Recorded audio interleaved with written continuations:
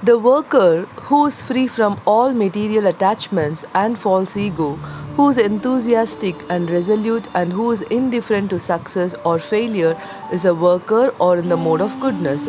But that worker who is attached to the fruits of his labor and who passionately wants to enjoy them, who is greedy, envious, and impure, and moved by happiness and distress, is a worker in the mode of passion. And that worker who is always engaged in work against the injunction of the scripture, who is materialistic, obstinate, cheating, and expert in insulting others, who is lazy, always morose, and procrastinating, is a worker in the mode of ignorance. Now, O winner of wealth, please listen as I tell you in detail of all the three kinds of understanding and determination according to the three modes of nature. O son of Pritha, that understanding by which one knows what ought to be done and what ought not to be done, what is to be feared and what is not to be feared, what is binding and what is liberating, that understanding is established in the mode of goodness. And that understanding which cannot distinguish between the religious way of life and the irreligious, between action that should be done and action that should not be done, that imperfect understanding, O son of Pritha, is in the mode of passion.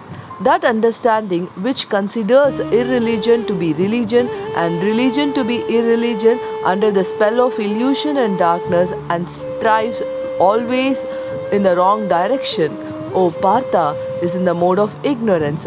O son of Pritha, that determination which is unbreakable, which is sustained with steadfastness by yoga practice and thus controls the mind, life, and the acts of the senses, is in the mode of goodness.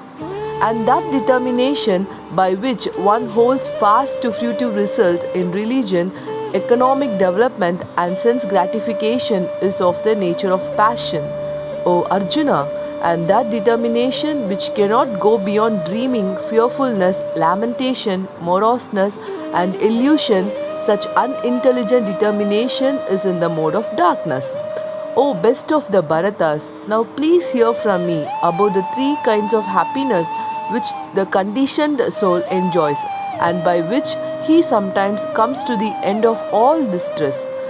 That which in the beginning may be just like poison, but at the end is just like nectar, and which awakens one to self realization, is said to be happiness in the mode of goodness. That happiness which is derived from contact of the senses with their objects and which appears like nectar at first but poison at the end, is said to be of the nature of passion. And that happiness which is blind to self realization, which is delusion from beginning to end, and which arises from sleep, laziness, and illusion, is said to be of the nature of ignorance. There is no being existing either here or among the demigods in the higher planetary systems which is freed from the three modes of material nature.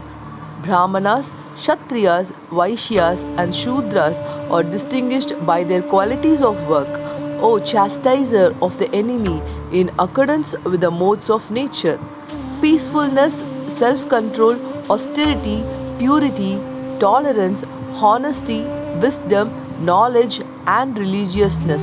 These are the qualities by which the Brahmanas work. Heroism, power, determination, resourcefulness, courage in battle, generosity, and leadership are the qualities of work for the Kshatriyas.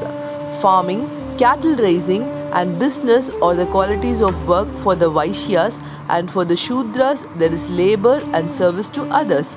By following his qualities of work, every man can become perfect. Now please hear from me how this can be done.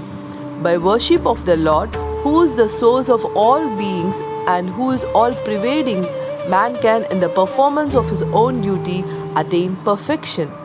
It is better to engage in one's own occupation, even though one may perform it imperfectly, than to accept others' occupation and perform it perfectly. Prescribed duties, according to one's nature, are never affected by sinful reactions. Every endeavor is covered by some sort of fault, just as fire is covered by smoke. Therefore, one should not give up the work which is born of his nature.